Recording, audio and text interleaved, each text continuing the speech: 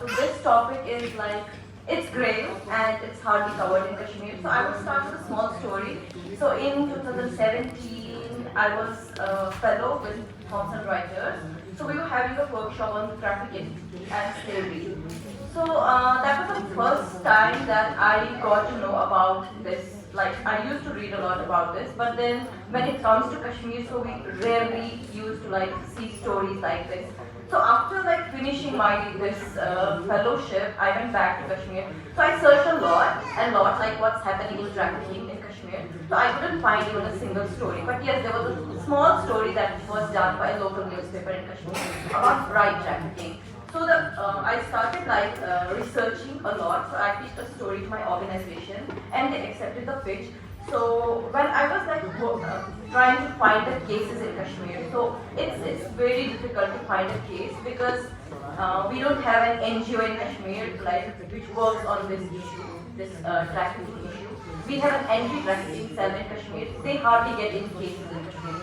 So I started like I would go around these areas, talk to a lot of people.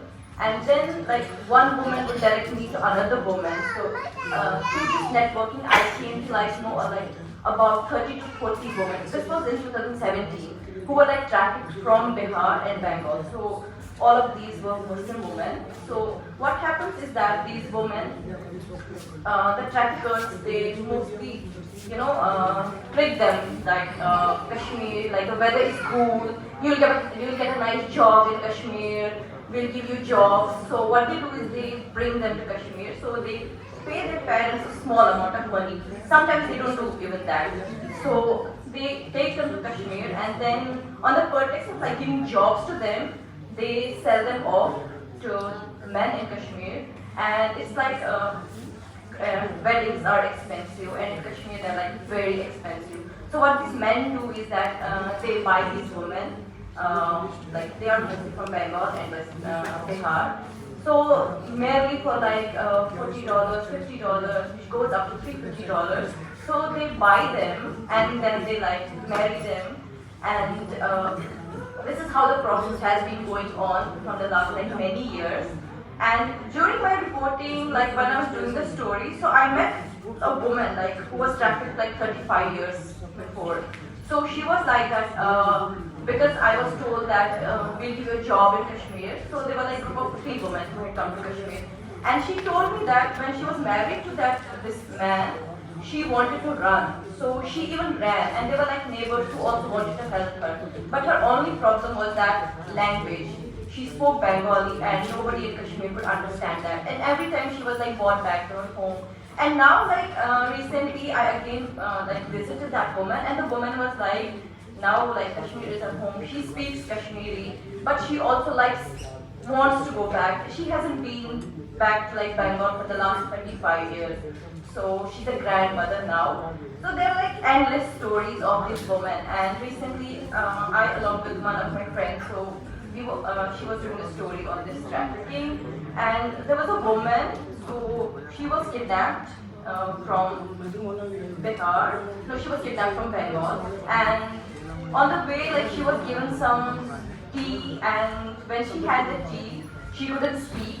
I guess she couldn't speak for like 5 to 6 hours till the train got her to Jammu, and then she was brought to Kashmir, like along with so many other women, and then they were taken to this small village where they were kept for 3 or 4 days, and then they were sold off to these men, and they had the nikah, which is a Muslim thing, and they were.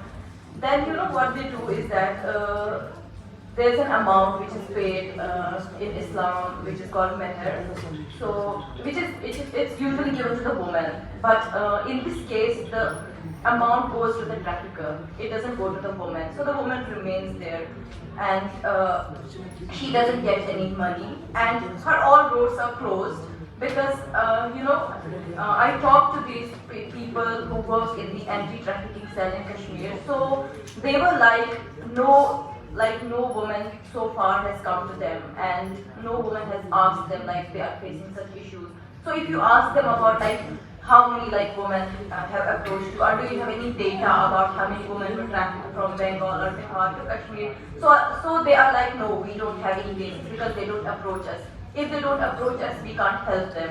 So this has been going on, and these women are like totally, they are not educated, they are illiterate, they don't know where to go, where to even like complain, file a complaint, and they live in utter poverty. Like most of them, when they are married, so they are like below 18, and then they end up like producing kids and all, and then when the kid is born, so that takes away the chance of even like going. They don't like after that they can't like go back to their home. And the woman also says that we can't go back because our parents are poor, they can't like afford us to get married again.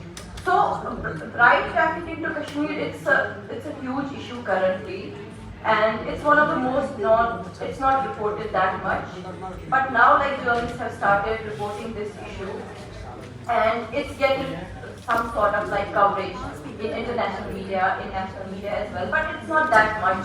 But so a lot of solutions need to be there. Because I guess there should be like NGOs who should work on this issue, because we don't see that thing happening there. And also the local police, which rarely like play any part in this, so they should also be there for the women to at least file complaints against their husbands and all.